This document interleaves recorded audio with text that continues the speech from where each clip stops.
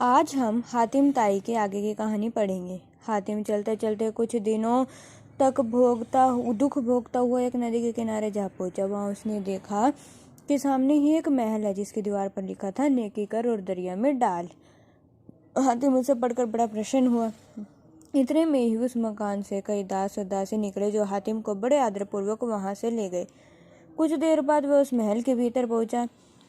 अंदर पहुंचकर उसने देखा कि एक बूढ़ा सिंहासन पर विराजमान है। वह उठकर हातिम से मिला और फिर बड़े सत्कार से उसे भोजन कराया। यह साधारण भोजन नहीं था। जब हातिम भोजन कर चुका तब उसने उस वृद्ध से पूछा, बाबा, उस दीवार पर नेकी कर और दरिया में डाल किस लिए लिख रखा है? यह सुनकर बूढ़ा बोला, मैं पहले बहुत बड़ा लुटेरा था और मुसाफिरों को लूटा करता था, परंतु शाम को 2 रोटी घी में डुबोकर ऊपर से शक्कर रखकर इसी नदी में डाल देता था और फिर कहता था कि यह काम मैंने परमेश्वर की राह में किया है। जब यह काम करते करते बहुत दिन बीत गए तो मैं बीमार पड़ गया और एक दिन मेरी आत्मा शरीर से निकल गई। तब यमराज के दूत मुझे नरक में ले गए। तब तक वहां धर्मराज के दूत भी पहुंच गए और कहने लगे, इसे हम नरक में नहीं रहने देंगे क्योंकि यह स्वर्ग के योग्य है। इतना कहकर वह मुझे स्वर्ग ले गए। मुझे देखते ही धर्मराज बोले, इसकी तो अभी बहुत आयु है, इसे यहाँ क्यों ले आए हो? इसी नाम का दूसरा प्राणी है, जाओ उसे लेकर आओ।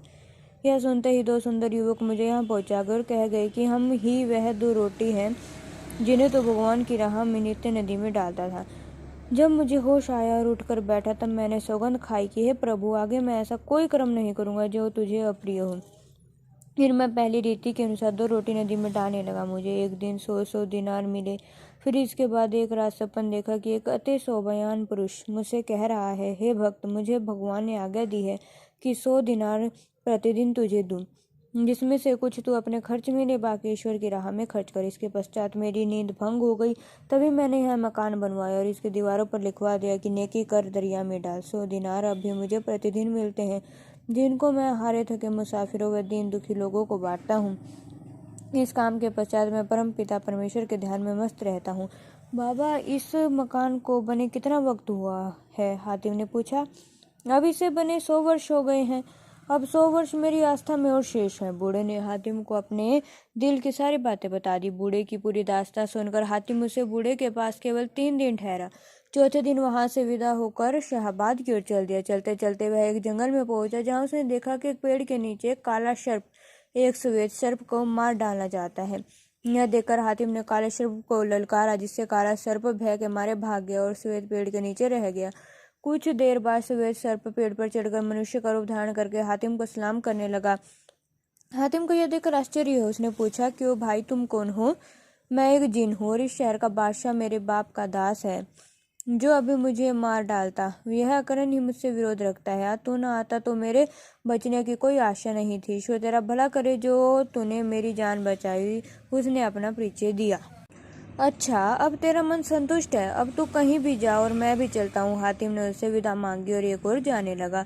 जिन ने उससे प्रार्थना की, मेरा निवास स्थान यहाँ से थोड़ी ही दूर है, उसे अपने चरणों की रस से पवित्र करके जाना। हातिम ने उसकी प्रार्थना स्वीकार कर ली और उसके साथ उसके घर पहुंचा। बड़े सम्मान से रत्नों के सिंहासन पर बैठा कर जिन ने उसे अष्टरस भोजन कराया। फिर रात को नाच रंग दिखाया। प्रातःकाल हुआ तो हातिम ने खोज कर उसके शत्रु का वध कर दिया, फिर उससे विदा मांगकर चल दिया। 2.5 साल व 15 दिन पश्चात हातिम शाहबाज राय में मुनि स्वामी के पास आया। उसे देखकर मुनि स्वामी बड़े प्रेम से मिला। हातिम ने अपने आने का समाचार हुसैन बानो के पास भेजा तो हुसैन बानो ने अपने नौकर को बुलाया और आगे देखे, हातिम को बड़े आदर के साथ मेरे पास ले आओ। इतना सुनकर नौकर तुरंत हातिम को बुला लाया। हुसैन बानो ने हातिम से पूछा, हे युवक, बता मेरे सवाल का क्या जवाब लाया है? यह सुनकर हातिम ने उस वृद्ध मनुष्य की सारी कथा हुसैन बानो को सुना दी। हुसैन बानो सुनकर बड़ी प्रसन्न हुई और हातिम की बड़ाई करने लगी। हे नौजवान, तेरे सिवा ऐसा कोई नहीं जो इस सवाल का जवाब खोज लाता। हातिम उससे विदा लेकर सराय में पहुंचा तो हुसैन बानो ने कुछ समय पश्चात उसके खाने के लिए बड़े बड़े थालों में मेवे व मिष्ठान भिजवा दिए। तब हातिम ने मुनि स्वामी के साथ आनंद पूर्वक भोजन किया। भोजन के बाद उसने कहा, हे मित्र, धीरज कर, मैं तेरा विवाह हुसैन बानो के साथ कराकर ही मानूंगा, क्योंकि मैंने तुझे वचन दिया है। फिर 3-4 दिन मुनि स्वामी के पास रहकर हातिम हुसैन बानो के पास जाकर बोला, हे हुसैन बानो, बता तेरा तीसरा सवाल क्या है? कोई मनुष्य जंगल में खड़ा कह रहा है, किसी के साथ बुराई मत कर, जैसा करेगा वैसा भरेगा। इस बात की खोज लगा कर ला। सौदागर की बेटी ने अपना तीसरा सवाल हातिम को सुना दिया। हातिम इस सवाल को सुनकर इसी खोज में चल दिया। बाकी की कहानी हम कल पढ़ेंगे।